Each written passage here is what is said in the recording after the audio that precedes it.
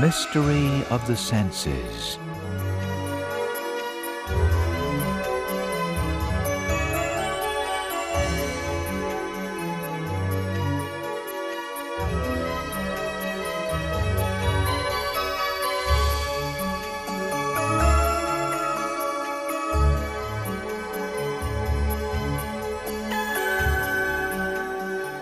A Nova miniseries with Diane Ackerman. Tonight, The Sense of Touch.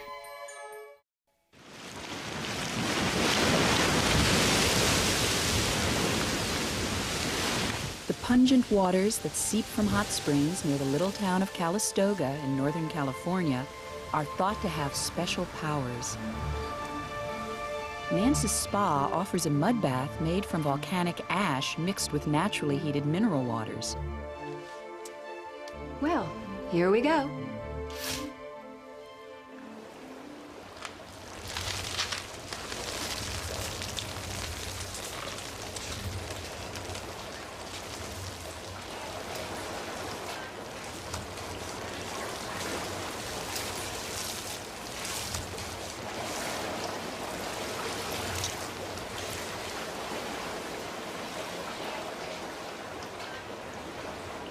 This thick mud feels wonderful between my toes. It's hot and squishy, and I feel like I'm paddling through cement. Of course, I feel it with my skin. Our skin stands between us and the world. No other part of us makes contact with something not us, but the skin. It imprisons us, but it also gives us our sense of individual shape. It's waterproof, washable, surprisingly elastic, and it can even mend itself when it breaks. Of course, it does tend to cascade and roam as we grow older, but it lasts remarkably well and accompanies us through all of the ages of human experience. But most of all, it harbors the sense of touch. And right now, nothing could be more delicious than that. At Nance's Spa, the mud bath is followed by a wonderful Swedish massage. Because touch makes the world tantalizing and rich, it's marketed in malls and catalogs all across the nation. Oh, you like that, huh? Okay. Ooh. Wait, let me, to very slow, all right? Do it real fast. Real fast? Yeah. Try it on your legs sometimes, like this. You can also utilize it yourself. Oh my God. Too fast? No. Oh, no. Not fast enough, huh? Okay.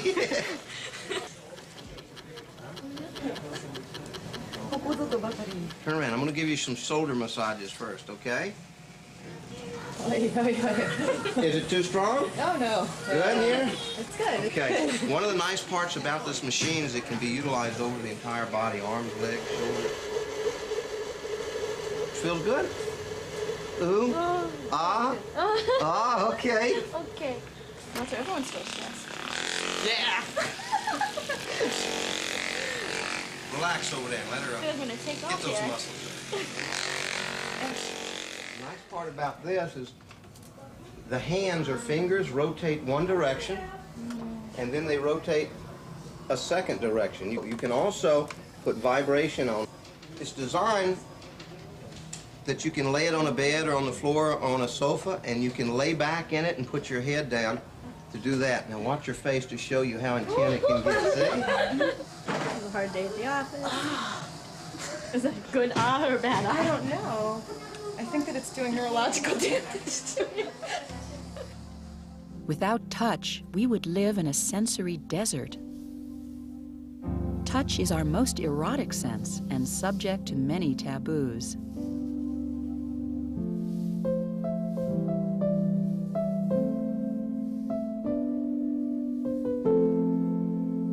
Touch allows us to express our most intimate feelings toward one another.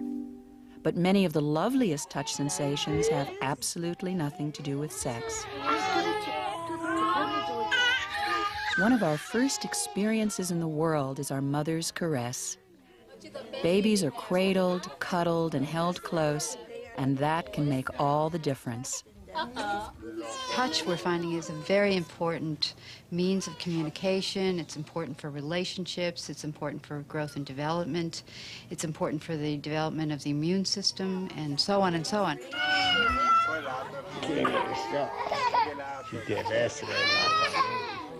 Who touches infants, how and for how long varies enormously among cultures and between generations.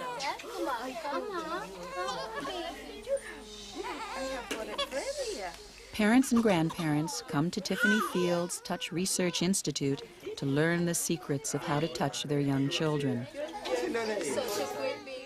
You'd think that would come naturally. But what we're finding is that there's very little touch in this society. The teachers are being asked not to touch children, parents are being warned about sexual abuse connotations of touch, and people are very reluctant to touch. Parents don't really know how to touch their children, when to touch their children, and how old is too old to touch children.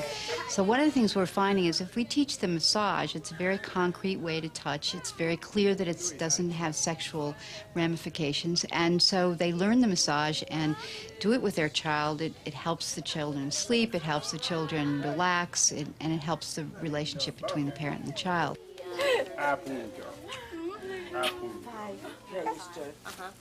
And 2 for coming, but they are...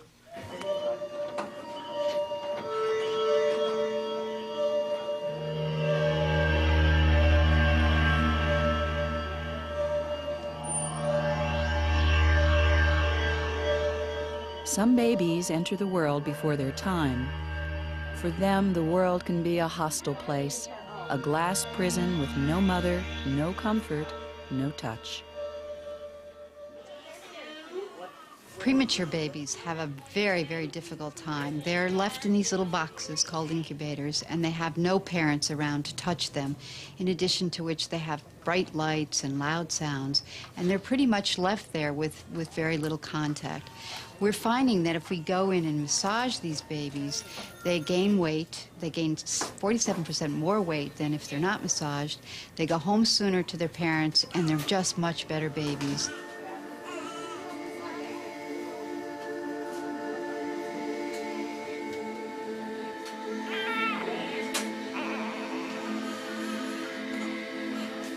Why should massage be such a tonic? Research at Duke University reveals a fascinating clue to the role touch plays in maintaining the healthy development of newborns, and not just humans. When separated from their mother for short periods, these rat pups grow more slowly, even if they're warmed by an incubator.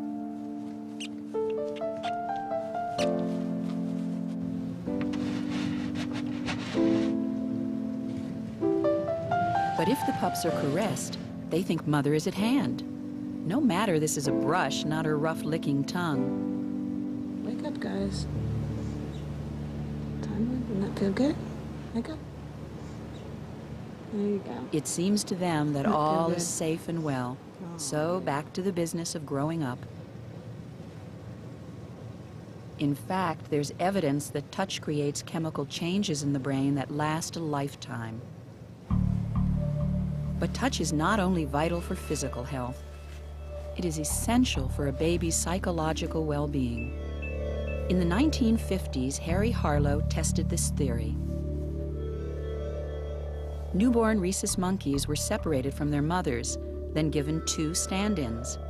A wire mother they could only suckle, and a soft cloth mother they could also hug. The need for snuggling proved overwhelming. The cloth surrogate quickly became mother, a banquet of security and comfort.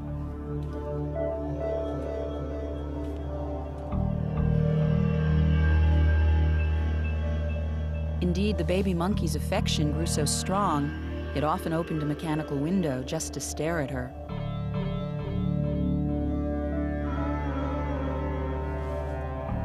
But the power of touch becomes most poignant when it is missing.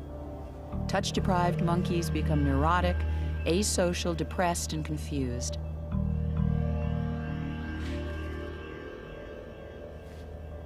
But with even a surrogate to hold and touch, the baby can explore and play without fear.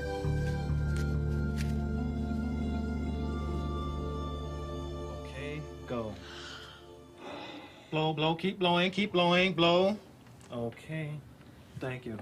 Good, Tanya. Now you want to sit down here, and Eli will come in and give you a massage. Hopefully that'll make you feel better. Thank you. Even after childhood, our health can benefit from just the right touch. A simple massage can calm the breathing. It helps a young patient find relief from an asthma attack.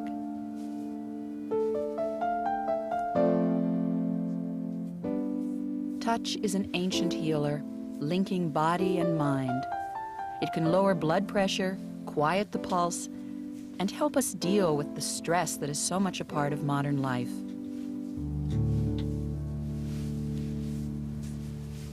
So we have this terrible dilemma of knowing on the one hand that touch is very critical for our health and for our well-being. On the other hand, we have all these taboos that are continuing to develop against touching people. This massage is provided by a professional toucher, an intimate stranger like our doctors or our hairdressers.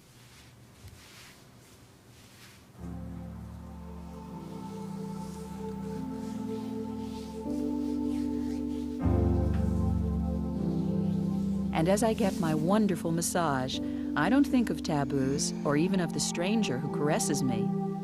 You can just imagine the variety of touch I'm enjoying. All the textures of rub and knead and stroke, all the tiny twinges and tingles. All of them are just small dabs of color on the huge palette of touch sensations. They're very subtle, but also more elaborate than pain and pleasure, hot and cold. And together they create a caravan of relaxations in this ocean of calm. Sensations flow both ways. The hands wield pleasure and also respond by feeling pleasure. Just how they do this is crucial to almost every aspect of our lives. Potter John Leach wedges clay. His experienced hands vent the air from the clay as he prepares to throw a new work. He lives and works close by the ruins of Muchelney Abbey on England's Somerset marshes.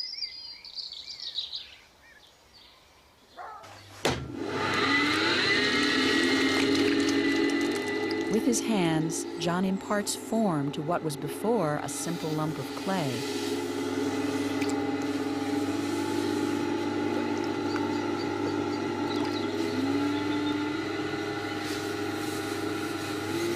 Looking for plasticity, texture, color, even tactile qualities when the pot is finished. I can feel some of those tactile qualities as the clay spins through my fingers, and as I draw it up in a slow, steady, rhythmic spiral movement. This is going to be a tall jug, I hope, a baluster type, so that is the basis for the cylinder, is the basis for hollowware. So invariably one makes the cylinder first. You extend the clay as far as it will and feels right.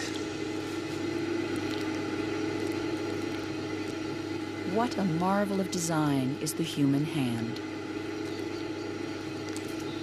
The fingers are especially sensitive.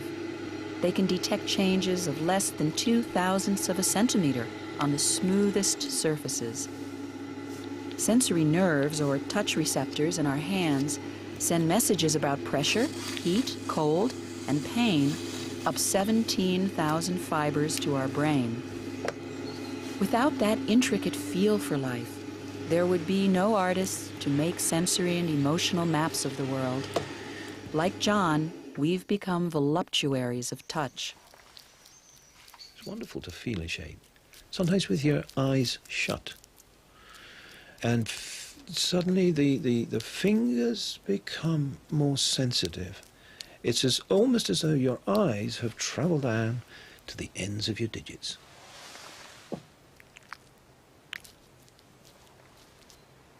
Well, the pot's finished now. It's what is known as a sense of oneself. And we have it because receptors in our joints, muscles, and tendons tell us where our hands and feet are and help to make the world feel three-dimensional. John calls his kiln the Dragon. Its temperature soars to over 1,000 degrees. The blistering heat could easily scorch skin and clothing, but nerve endings sensitive to heat allow John's assistant Nick Reese to judge exactly how close he can dare the leaping flames.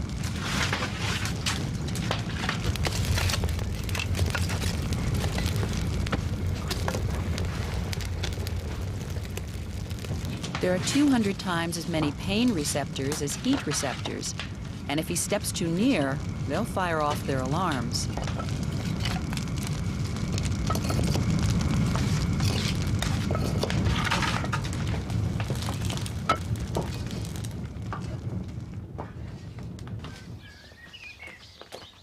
The kiln is based on a traditional Japanese design, fueled by timber. Hot ash plays a critical role in coloring the pottery. Beauty depends on the perfect heat, the perfect moment. The glaze must reach the highest temperature at precisely the right time.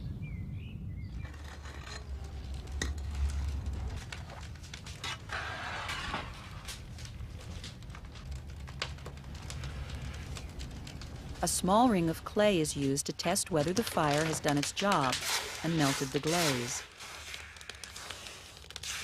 Too hot to handle, it's quickly cooled because the final decision depends upon touch.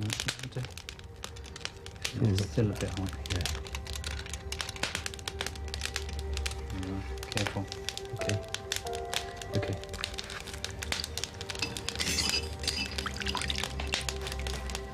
Well, that feels pretty smooth to me. That's nice and mature. What do you think? Yeah, that's perfect. No problem there. Okay. Yeah, I'm happy with that. Yeah, good. Okay. Brilliant.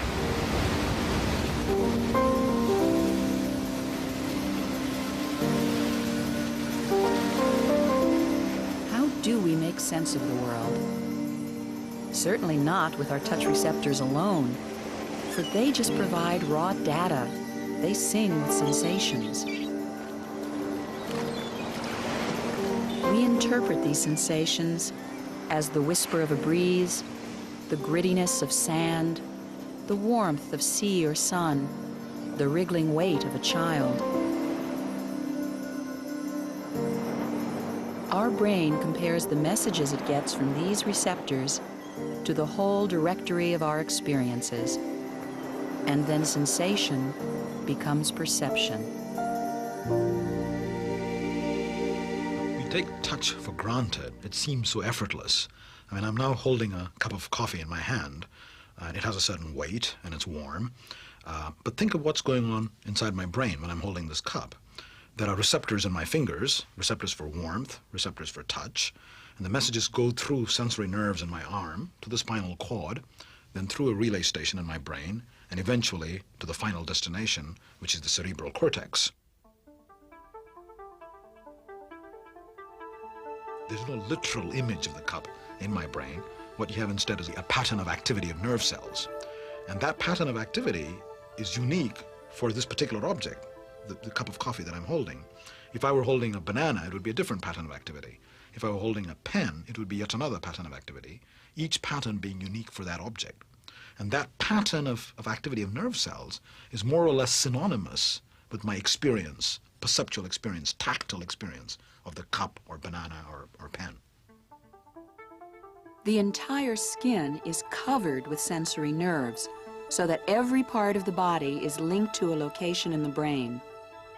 Vertical strips of neural tissue, one on each side of the brain, receive sensory information from the opposite side of the body.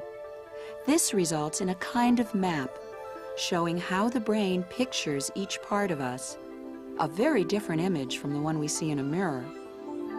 To the brain, some parts of the body, like the legs, trunk, and arms, seem quite small. Others, like the hand, thumb, and face, loom large, because to the brain they are gigantically important. Of them all, the lips are the most sensitive to touch. The sensory map is present at birth, but its interconnections increase at an incredible rate, depending on each child's experience as it explores toys, people, and the objects of its environment.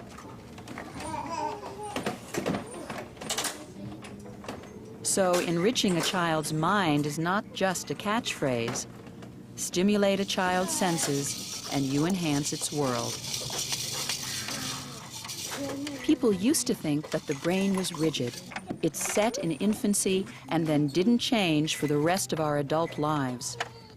Now, experiments we've been doing recently on human patients suggest that this dogma is wrong, that in fact, even the basic sensory maps in the brain can be modified. And these experiments are on patients who have either lost an arm, someone whose arm has been amputated, or the sensory nerves going from the arm to the spinal cord have been yanked off the spinal cord as a result of an accident. I had both my legs amputated from below the knee, and I still get pains and like a tingling and pins and needles in my toes. Sometimes my leg feels so real that I can almost touch it. I can actually go with my hand and feel that there is something there. And I can actually feel my ankle and my toes as if they were real. But of course, it's only a sensation. I dream, and I'm walking in the sand, and I can feel the sand going through my toes, and I can feel the ocean water on my feet in the cold. Or I can feel myself running and having the muscles contracting all through my legs.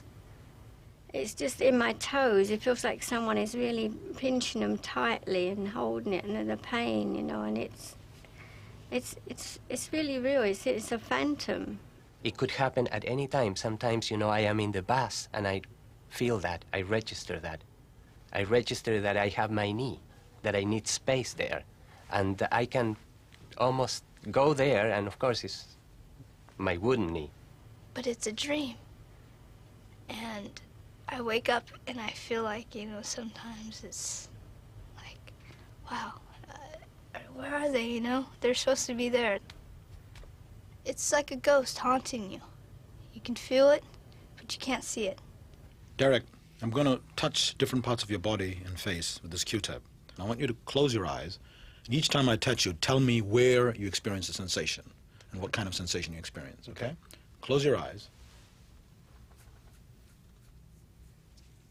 Felt a touching on the phantom thumb.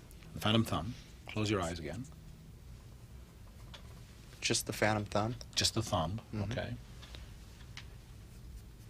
Just on my forehead. Just on your forehead. Just on my nose. I'm going to move the Q-tip along your jaw. And again, tell me what you experience. Keep your eyes shut.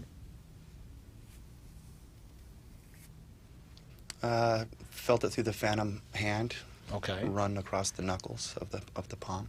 So you felt the sensation running across the knuckles of the phantom palm. Okay. Now, what has happened in this patient is he has lost the arm. Therefore, if you go to the map, there is no information arriving in the region of the map corresponding to the hand, because there is no sensory input from the hand. Therefore, the neural signals going from the face to the face region of the map, which happens to be right next to the hand region, invade the territory that originally received signals from the hand. Therefore, when I touch the patient's face, the messages go to not only to the face area, as they should, but they're also invading the territory corresponding to the hand. And these messages are then relayed to higher centers in the brain, and the higher centers interpret these signals as arising from the face and from the missing hand. And this is what gives rise to this curious illusion that we call a phantom limb.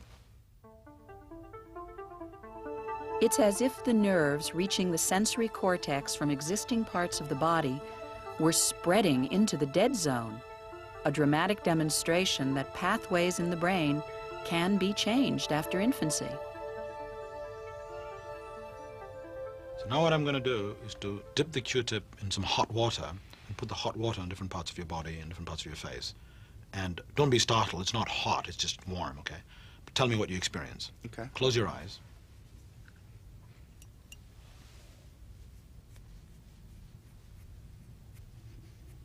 What do you feel? Felt the sensation in my phantom thumb. What sensations did you feel? Gradual warming. The warming, okay. Close your eyes.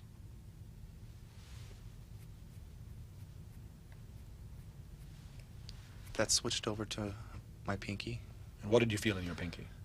Just gradual warming again. The warming again. I felt the sensation of the touch, but the warming. The built warming, up. okay. Just on the nose. Just on my forehead. So you feel the warmth on the nose, but not on the phantom? Yes. Okay. Now, what you've just seen is quite remarkable. When I moved the Q-tip along his jaw, he felt the Q-tip moving along his palm of his phantom missing limb. And when I put hot water, he felt warmth in his missing thumb, in his phantom thumb. Now, what this suggests is not only is there remapping going on in the brain, but the remapping must be organized and precise because the temperature, the warmth pathways must find their right target, find their way to the warmth centers in the brain. And similarly, when I moved the Q-tip, he experienced movement. This again means that the remapping is very precisely organized. This is important because it's the first clear demonstration that in an adult human brain, you can get the emergence of new organized pathways, which didn't exist before. Once again, welcome to another meeting of Stumps Are Us. This group of amputees in San Francisco meets regularly. Has done any real research on mapping the brain as far as phantom pain is concerned and what to do to alleviate it. As a result of Ramachandran's work, they know that their symptoms are neither psychosomatic nor a cry of protest from severed nerve endings. But some of their physicians still don't seem to understand. I just wanted to know, doctor, that we know what we're going through. How do we educate our doctors? How do we get them to listen and not tell, like B, that we need a psychiatrist? That's been said to me too, but of course everybody knows I do, but... I think the problem is that when physicians are confronted with something they don't understand, okay, so you see a set of symptoms which there is no pattern, they don't really understand what the symptoms are. There's a tendency to just assume that it's psychological and say, well, you should go see a psychiatrist. But we now know that that's complete nonsense, that phantom limbs, phantom limb pain has its origin in the brain. There's changes in the neural circuitry in the brain, and that might help explain what's going on. The idea that it's just psychological is just, you know, is nonsense. And the funny thing with the phantom pain is that when I woke up, the first thing was, my leg is there. Wow, what did they do that they didn't cut it? I saw it totally smashed. And I went and I reached, and of course it wasn't there. So that was my first experience. It's like when your hand falls asleep or your legs fall asleep, it's intensified that by 10. Her legs were hurting really bad. She would have us rub her feet, and her feet weren't there, but we rubbed her feet, and that made her feel better. But we'd be at the bottom of the hospital bed, and we would just rub where her feet used to be, and she felt better. Now, this observation has important implications because it suggests that although we experience the sensations as arising from out there in the external world, or in my hand, or in my face, in fact, they have their origin inside the brain, okay? And a dramatic way of demonstrating this is in conscious, awake human patients who are undergoing neurosurgery, where you open the skull flap and you stimulate parts of the sensory map in the brain. Observing the living brain during surgery was pioneered by Wilder Penfield, a Canadian neurosurgeon who first tried it in the 1930s to treat epilepsy. Once the skull is opened, it is possible to touch the brain without the patient feeling any pain and to talk to the patient about his sensations. Penfield found that his electrical probing could produce, for example, a ticklish nose. Working with patients in this way, he plotted the first sensory maps. Even though the stimulus is being applied here to the brain, he doesn't say, it's tingling here in my brain. he projects the sensations out there in the external world or onto his hand or to his face. Touch is our link to the outside world, where a rich tableau awaits us. At this cattle fair in central Italy, there is much prodding, patting, and testing of the animals. Also much testing of one another by these shrewd farmers, for touch can speak volumes, reveal a mood, betray a lie.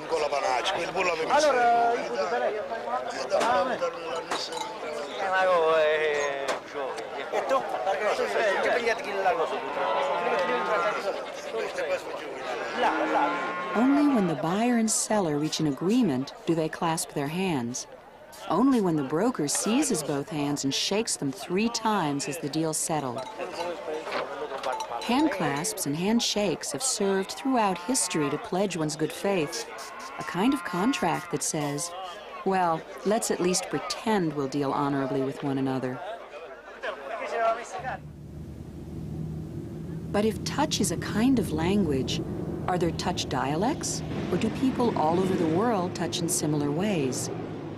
In order to study touch, we move to countries where people still live in face-to-face community, people who have grown up together, know each other, and where there exists a situation of basic trust. Here in the semi-desert of southern Africa, the Himba maintain a way of life centered on small village communities.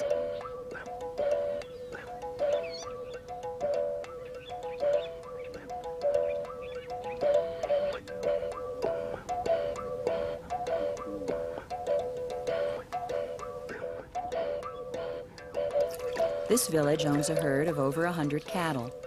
It's a cohesive social and economic unit.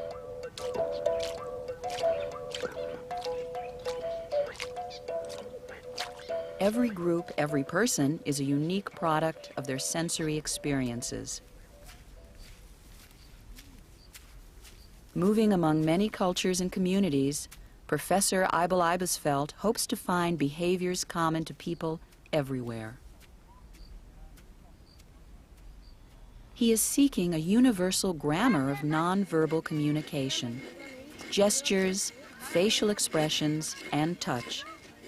He has spent a lifetime traveling to remote groups of people and first visited the Himba in Namibia 25 years ago. Eibel wanted to compile film footage of different peoples. When he found that little existed, he set out to create his own film library. But how do you film something like touch? Eibel's camera features a right-angled mirror hidden in his lens, so his subjects quickly forget that he's filming them. It's an unobtrusive way of filming. It's not a sneaky way. They know that I film, and they know that I film them. And you get a very friendly impression of the way of life of these people here, and they get close to you somehow.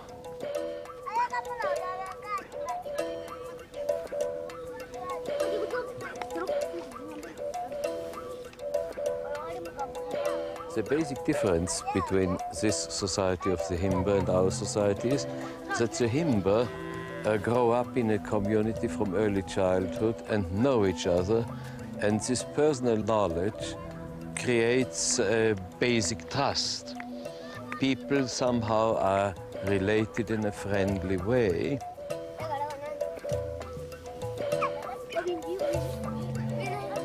Here, if you observe people, you will see that they freely touch each other in many situations.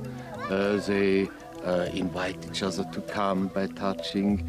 They comfort a baby which has fallen, or a toddler which has fallen down, and by touching, fathers enjoy their little fry, or how you say in English. The babies are always in close contact with someone. They're never exiled to cribs or cradles. They're free to hug, to cling. We can only speculate about how different kinds of touching affect us. One thing we do know It all starts with a loving adult, and that's one of the patterns that Eibel is seeking. If a mother wants to comfort her little baby, she hugs it, pets it. Now, interestingly enough, amongst adults, you observe in certain situations of distress that a person gets hugged and patted. These are actually behavior patterns which are derived from the mother-child relationship and used to bond amongst adults. This is a funeral for one of the elders of the Medelpal tribe in Papua New Guinea. At this mourning ceremony, men and women are overcome with grief, and they hug one another. It's a familiar scene. Such touches come from deep wells of grief.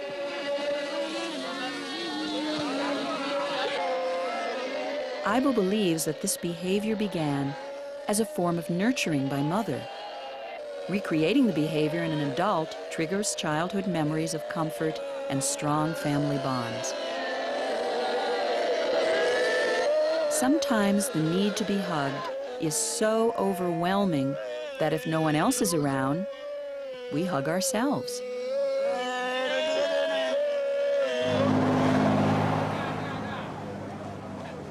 Eibel has found that the Himba culture is changing, and that includes how much touching is considered appropriate.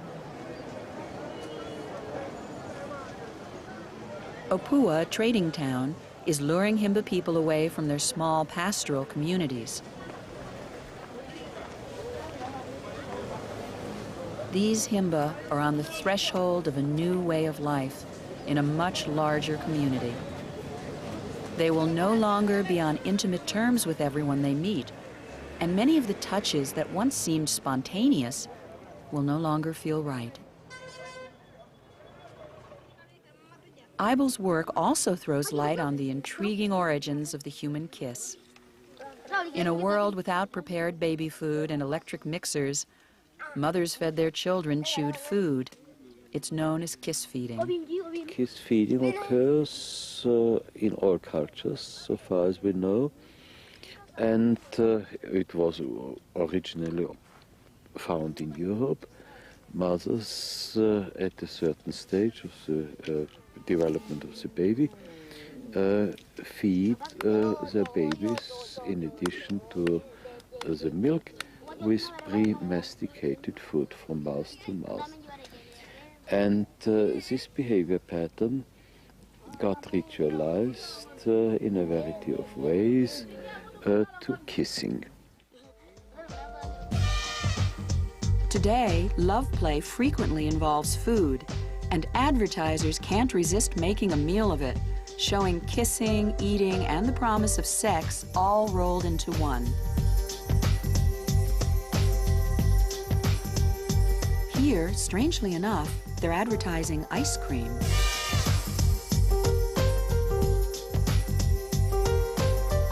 These photographs invite all of us to be voyeurs into the world of private touches. In public, most people are too shy to do more than hold hands or share a hug. Our primate cousins happily groom one another's hair or skin for hours. In our impersonal society, we've replaced that important bonding ritual with chit-chat, what's called grooming talk, where we offer a friendly pat on the shoulder. In a crowded beach bar, people see the press of bodies as a plus. They come here to be close to others, to enjoy touching and being touched.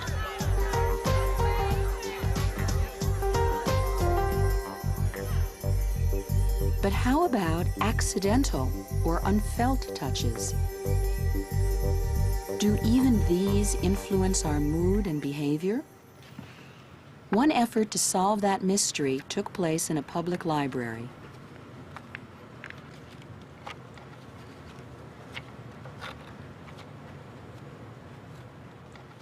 How's it going? Hi. Well, I found most of the books I'm looking for, but I'd still like to find that new one by West. I think I have just what you want. Oh, great. Yeah, right over here. Yes. I think what I found was on page 428. Ah, for real. There it is. Oh, yeah. How about that one? That does look interesting. Okay. Thank you. You're welcome. If you look for them, the world is full of subtle touches that we barely notice with our wide-awake, conscious minds, but they can carry eloquent and powerful messages. People in libraries who are touched in the most insignificant seeming ways report much more satisfaction with the library, the librarian, and life in general. In a related experiment staged in a restaurant, customers who were lightly and unobtrusively touched by waitresses consistently left bigger tips. Even touches so subtle as to be overlooked don't go unnoticed by the subterranean mind. Just bring the bag in. Put it on the table, darling. Touch comforts us. It reminds us of that time when Mother cradled us and we felt safe, adored, and perfectly lovable. You take those and you put those in the fridge. Okay, and then those are for the fridge as well. As adults, we still crave those affectionate touches, but partners sometimes lose touch with one another. You got a few minutes? Yeah? In our lives, we find ourselves busy, we find ourselves preoccupied. We find ourselves with lots of demands made of us. Demands of looking after family, demands of job, demands of our social activities. But we lose sight of our close relationships. It's very much easier to put those on the back burner than it is all of the other things. Not much room. Will you see if you can put them all in that drawer for me? We don't actually spend time communicating through touch. It's lost to us. And what we really do need to do is take time out to begin to restore some of that in our lives. And put the carrots away for me. Oh, cut your hand. Surely adults know how to touch and to do what comes naturally. That may well be the case for this couple as they relate to their children. Yes, better. And to cuddle. Yeah. But what about with each other? In Britain, a marriage counseling organization called Relate concentrates on a couple's use of touch, their habits and inhibitions, and their sexual ease with one another. So you have to take her now anyway. I've got to go. Okay, come on. All right. All right, darling. Okay, Where's come my on. Come to sweetheart? Mummy. Come on. You'd be a good boy. This is often the barometer of a relationship in which the emotional climate may have changed. I'll see you later after work. Yeah. Bye-bye then. Crystal, make it. Bye. Okay. In order to be able to help you best, I'm really going to have to know a lot about what's been happening for you sexually, so I'm going to ask you quite a lot of questions. Counseling can reveal explicit details of a couple's sex life. So with the help of Relate, we have reconstructed a typical case history taken from their files. I thought it was okay. But now I'm aware it wasn't, and So there was a certain predictability about what was happening. Would you agree? I just felt that when he touched me, it was because he wanted sex, and that just sort of, just put me right off. Right, so every physical contact was a signal for sex, that's what you're saying? Yeah. And there wasn't anything really outside of that. Right. We didn't cuddle anymore, or he didn't, kiss me, or, any of that before. When did you last have sexual contact? 6 weeks ago, 6.5 weeks ago. No, it was more like 2 months, actually. Mm-hmm. Yeah. And was that a successful encounter, or was that... No. I was finding I wasn't getting aroused anymore. It was just becoming really routine, and... It sounds as if it's got very put me fraught off. somehow between you. It was very tense. The whole business of physical contact seems to have got very, very tense. Is that right? Yeah. As if you anticipate that it won't go right. So you choose not to have any contact at all. Mm.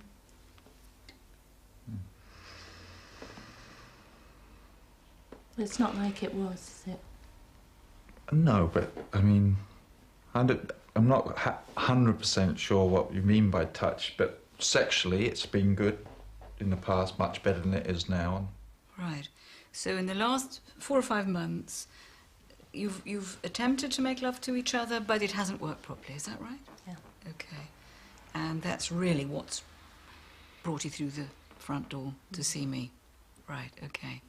What I am first going to require of you is that I'm going to place a ban on sexual intercourse for the moment. That really is the area that's actually continued to be difficult, and we're going to put all of that performance anxiety to one side and get you back into being together in an intimate way which is more comfortable, more relaxed, and get rid of all this tension. Well, we agreed that seems to be a sensible way forward. Okay, now over the next week, before you come back and see me next week, what I want you to do is to find 3 separate hours of prime time when you can be together in an intimate way. You're making an investment for the rest of your lives. I think I need to say that to you. And you're going to have to find some quality time when you can be together. And I want 3 separate occasions of an hour during this week. Right. Right.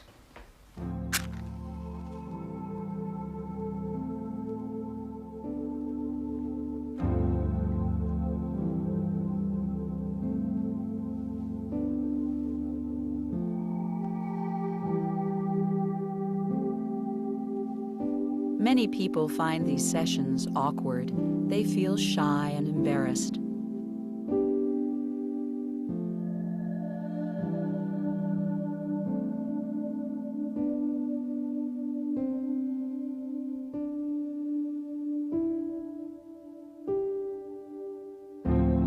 To luxuriate in the other's pleasure, to savor touch as a sweet reward all its own, without thinking about sex, time, or performance, forces them to communicate in new ways.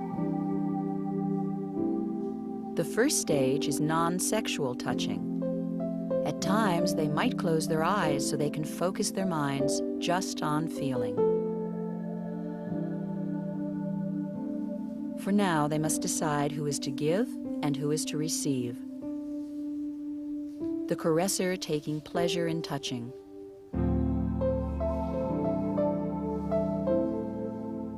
Sensing the partner's enjoyment.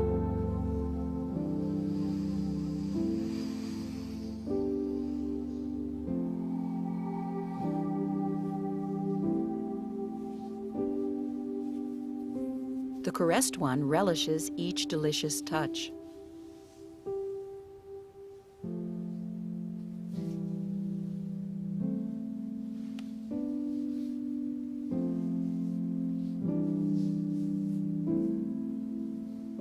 For satisfying lovemaking, one needs to feel both relaxed and aroused. Touch can bridge that seeming contradiction. This therapy, known as sensate focusing, heightens all the senses, but it's especially good at teaching couples to be more fluent in the language of touch. What can happen in an adult relationship is, as the relationship develops, the couple actually begin to just be involved in genital touching, and so it becomes very focused and very narrow. It's as if the rest of the body doesn't exist. And for one or other of them, this may actually begin to feel like a real pressure, like it's not how they want to be, and yet they find themselves unable to ask for what they need. Most couples run a telepathic sexual relationship. They don't actually communicate verbally. They hope that somehow the message will get across, and of course it doesn't.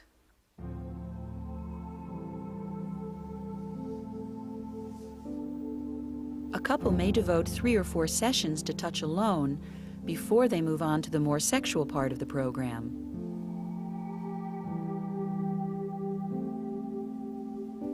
At this stage, the aim is not to arouse, but to achieve greater intimacy and a genuine expression of love. Being involved involved in gentle touching exercises is a very powerful experience.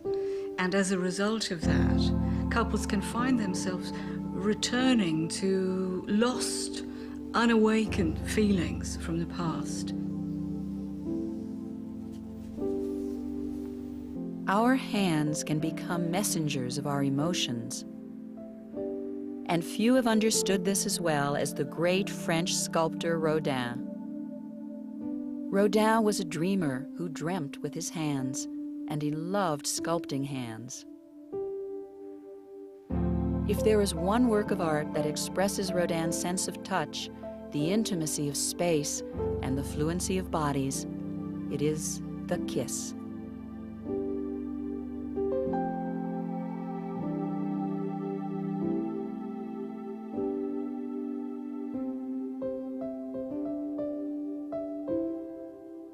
Enveloped in each other, glued by touch at the hip, hand, and shoulder, they seal their closeness with their mouths.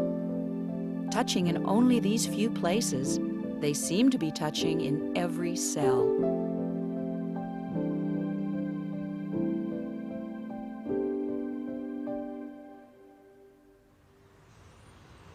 For some, the sense of touch is the only way to experience fine sculpture. Visiting the Rodin Museum in Paris has been a lifelong ambition for Gioia Stanchi, a lively 73-year-old who has been blind for 13 years. Of course, at first when touching you feel a bit intrusive, and then it takes you over. You become part of it. Once Gioia realized that touch was the passport to a world of beauty that had been closed to her, she began visiting galleries again, many of which now treasure her as an expert on touch tours for the blind. But she is convinced that all of us need to refresh our sense of touch. This is the sensation, or the sense that I think we don't put enough importance on. We think it's just for utility, you know, feeling things, for their identifying, or whether they're hot, cold, or material. And we don't realize that nearly all our information from childhood has come from touch, and not just from the fingers, from all parts of the body. It's a completely different type of vision with the fingers than seeing with the eyes. It's more of an insight, and it's also the one we started off with, we were born with, and we carry and develop once we're aware of it all through our lives, and could be the last sensation, last sense we're left with at the end, our last contact, our last touch. We feel our way through life from birth to death. Touch is what gives us our grasp on life, the feeling of being alive. Best of all, it allows us to rejoice in one another, and perhaps that is the most touching thought of all.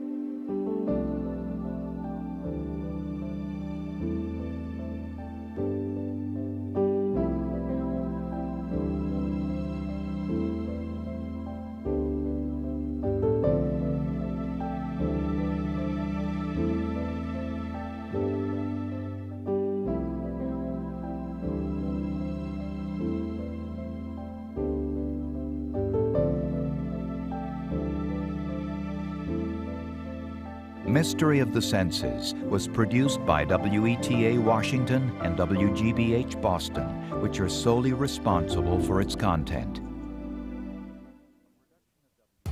A production of WETA Washington and WGBH Boston.